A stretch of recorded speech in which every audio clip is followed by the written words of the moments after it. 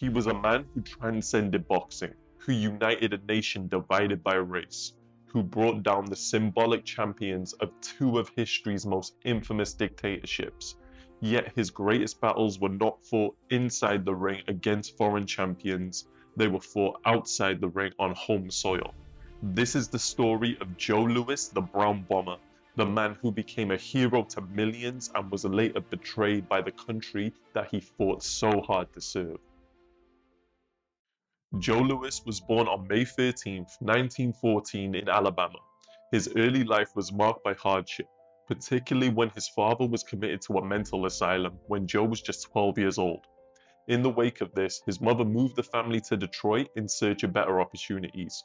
Although she had modest means, she dreamed of her son Joe becoming a musician and even gave him a few coins out of her income to pay for flute lessons. However, Joe Louis had other plans. Instead of using the money for music lessons, he secretly took those coins and used them to pay for boxing lessons instead, unbeknownst to his mother. This decision would later not only change the course of boxing history, but the entire history of America as a whole. Joe Louis's potential as a boxer was evident from the very beginning of his career. He had an impressive amateur record with over 50 fights under his belt. He captured the prestigious Golden Gloves title. This success led him to turn professional, where he quickly assembled a dream team to help him reach the pinnacle of his career.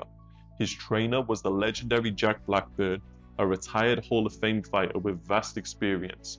His managers, John Roxborough and Julian Jack, were crucial in handling his business affairs, while promoter Mike Jacobs was key in building the hype around his career. Despite the promising start, Blackburn initially had reservations about training Louis. He believed because of Louis's race, he would never get a shot at the title. At the time, racial barriers in boxing were formidable, and the idea of a black heavyweight champion seemed nearly impossible. The reason for Blackburn's reluctance lay in the history of the heavyweight division. The only black heavyweight champion before Joe Louis was Jack Johnson, who won the title back in 1908. Johnson was a polarizing figure in American society, as his success led to widespread racial animosity. He defeated every white challenger put in front of him and maintained a jolly and braggadocious demeanor while doing so.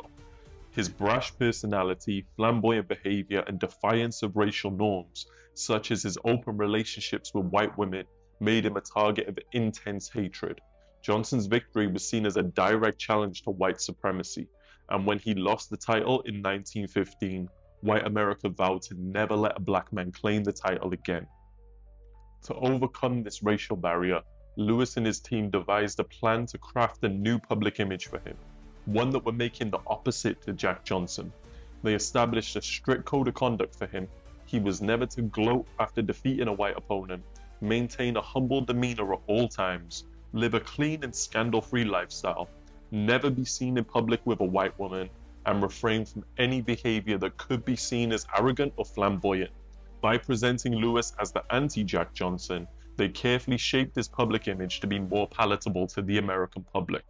To build further hype and intrigue around his fights, they arranged for Louis to fight in the hometowns of his opponents, making each victory seem like a monumental feat for the crowd to witness as they watched their fighter attempt to defeat the mythical Brown Bomber. And Joe Louis beat them all. Before he even earned a shot at the heavyweight title, the whispers had already begun. Was Joe Louis the greatest heavyweight of all time? Fans and experts alike were mesmerized by his unique combination of strength and skills, something that had never been seen before in the division.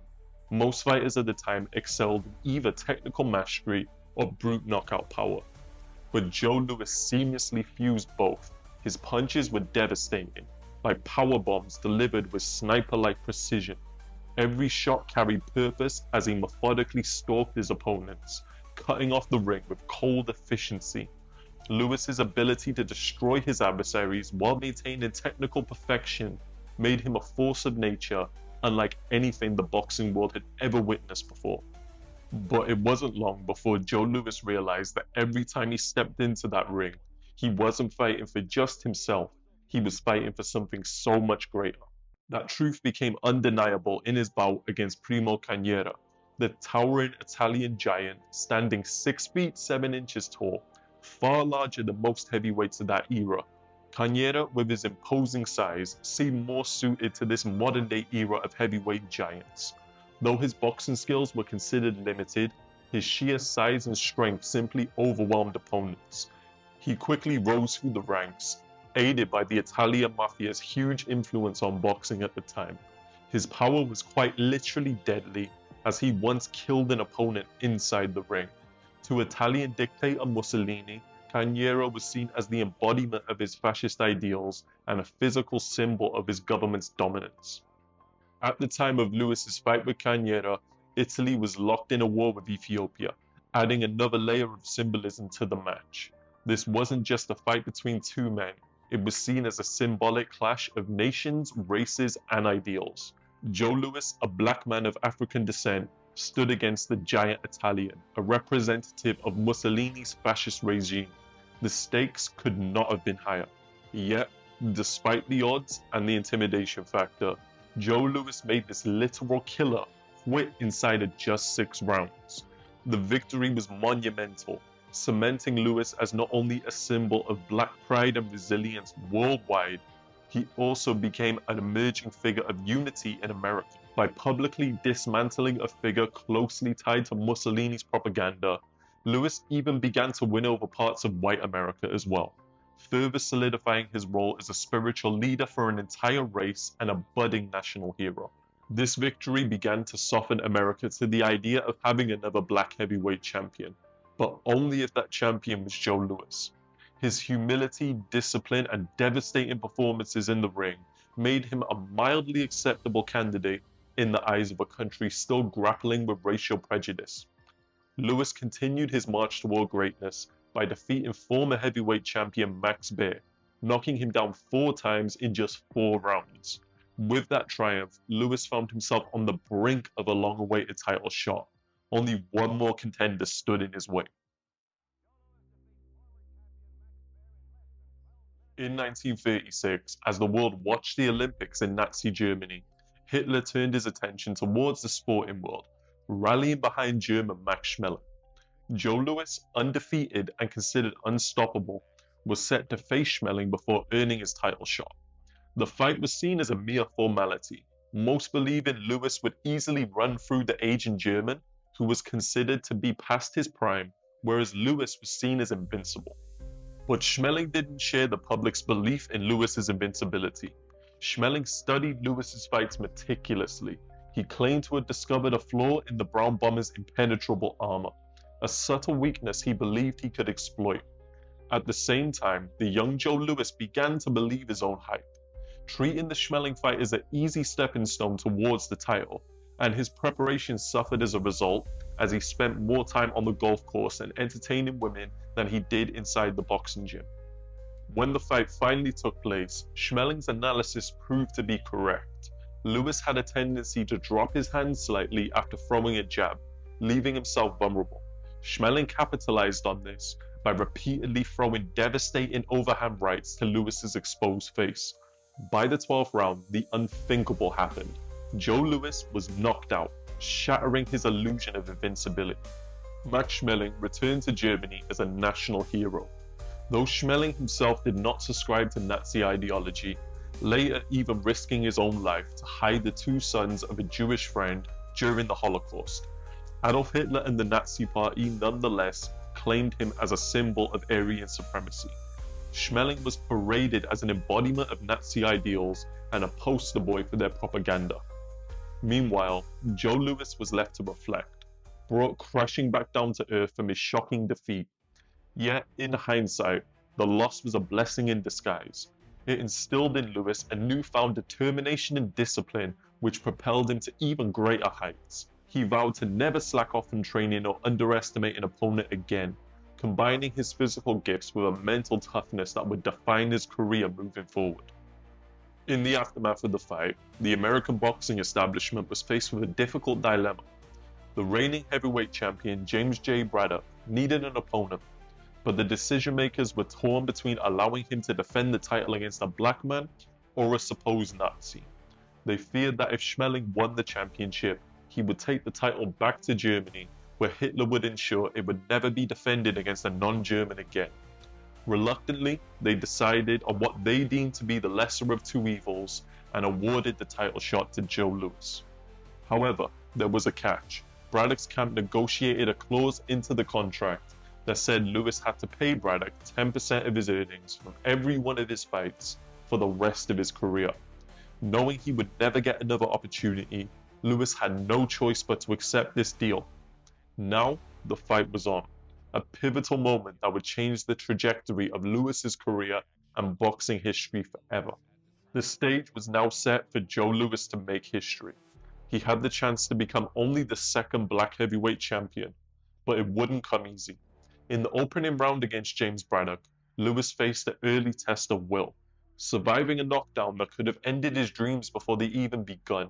However, he gathered himself and mounted a comeback, showcasing the resilience and determination that would define his legacy. By the end of the 7th round, Braddock was so bloodied and battered that his corner considered stopping the fight. Braddock, ever the warrior though, refused. But in the very next round, Joe Louis unleashed a stunning combination that would knock Braddock out cold. Joe Louis was now the heavyweight champion of the world. The victory sent shockwaves across the nation. For African Americans, it was a moment of profound pride and hope. Across the country, streets were flooded with celebrations as Louis became a symbol of overcoming the odds and an idol to black people worldwide. Yet, despite the world recognizing him as the rightful champion, Joe Louis himself refused to claim the title, humbly declaring that until he avenged his loss to Max Schmeling, he did not deserve to be called champion. For Joe Louis, the road to redemption was far from over. The rematch between Joe Louis and Max Schmeling was set to take place in 1938, with the world on the brink of war as Germany had recently invaded Austria that same year. The heavyweight title fight became far more than just a sporting event now. It took on a worldwide political influence as well. The stakes were monumental, with the outcome serving as a symbolic morale boost for the winning nation. Adolf Hitler personally met with Schmeling, urging him to reclaim the heavyweight title as proof of Aryan supremacy. Meanwhile, Joe Louis visited the White House, where President Roosevelt famously told him, "Joe, we need muscles like yours to defeat Germany." For the first time in American history, people of all races rallied behind a black man, united in support of Louis against the Nazi regime. The Nazis loudly proclaimed that it was impossible for a black man to possess the intelligence to defeat their so-called Aryan champion. But for Louis, this fight wasn't about national pride. It was deeply personal. He locked himself away in a grueling training camp. Louis approached the rematch with unparalleled focus and determination. While the world saw it as the first symbolic battleground of World War II, Louis was determined to avenge this loss for himself.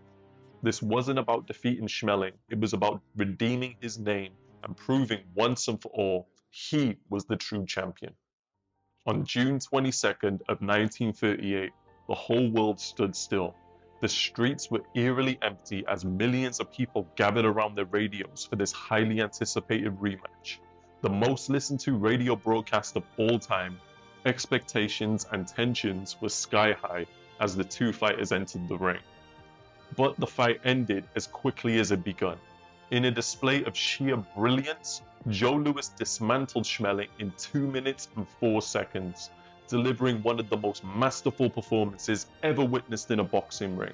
He knocked down Schmeling 3 times in rapid succession, breaking 2 of the German's vertebrae in the process. It was controlled and precise destruction at its finest. German radio stations cut their broadcast before the fight even concluded, unwilling to acknowledge the crushing defeat to their ideals on racial supremacy. Meanwhile, in America, millions erupted into joyous celebration. People flooded the streets, hugging, dancing, banging pots and pans in jubilant harmony. For that one night, racial divides seemed to dissolve as black and white Americans embraced, united in their pride for Joe Louis. He had become a true national hero, the most beloved man in the democratic world. In stark contrast, Schmeling, once a symbol of Nazi ideology, was shunned by the regime and became an outcast in his own country. The fight's outcome resonated far beyond the boxing world, making it a moment of unity and triumph against oppression. Joe Louis's reign of dominance, however, did not end with his victory over Max Schmeling. He went on to hold the heavyweight title for over a decade.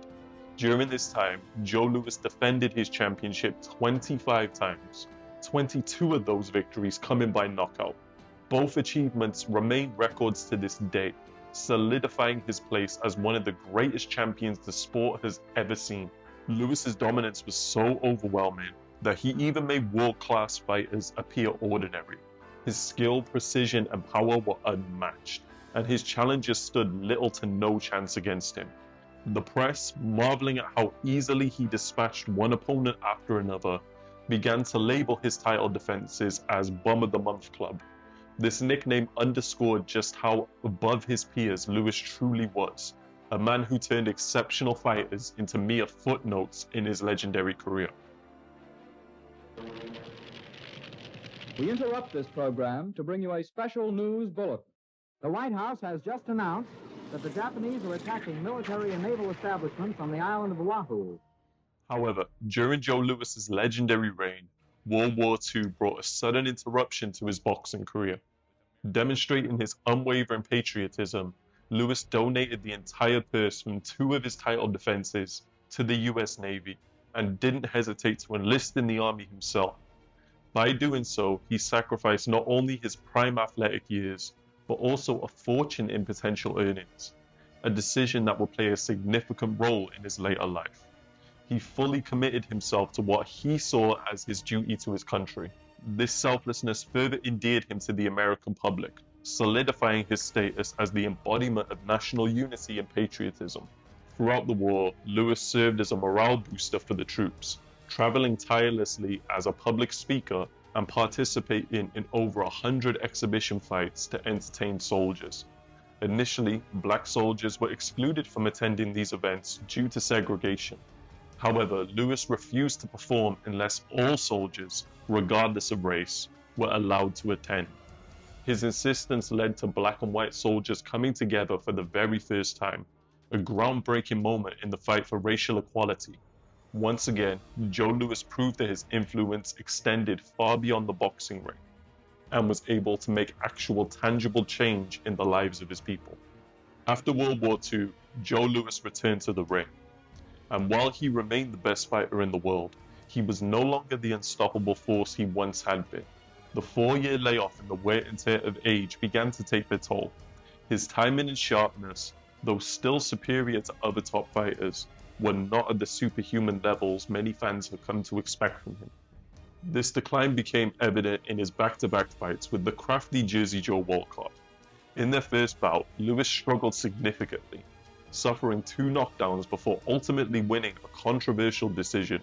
In their rematch, Louis once again faced adversity as he significantly trailed on the scorecards, but managed to score a late knockout to retain his title. Despite these hard-fought victories, however, Louis recognized that his prime was behind him, and in 1948, after a reign that spanned over a decade, Louis announced his retirement, ending an era that boxing would never forget. However, in retirement, financial troubles began to plague the Brown Bomber, forcing him back into the ring. A cruel technicality regarding the 2 fight purses he donated to the US Army. Since those paychecks had technically been issued in Louis's name, the IRS claimed he owed thousands in unpaid taxes for these fights. Compounding the issue, Louis had continued to pay James Braddock 10% of his earnings from every fight over the last 10 years. All this greatly diminished his income and left him with no choice but to return to boxing. This betrayal by the country he had served so faithfully was devastating. The IRS not only refused to forgive his debt, but they also charged him $50,000 a year in interest, leaving Louis in over $1 million worth of debt, the equivalent to over $13 million in today's money. Forced to return to the ring, Louis's deteriorating skills became painfully evident. Losing to the great Ezra Charles, it was clear that his prime had long since passed. Yet Louis continued fighting, not for glory, not for legacy, but to simply avoid imprisonment. Lewis's storied boxing career came to a heartbreaking conclusion when he faced the young rising star Rocky Marciano. By this point, it was evident that Father Time had fully caught up with the once great champion.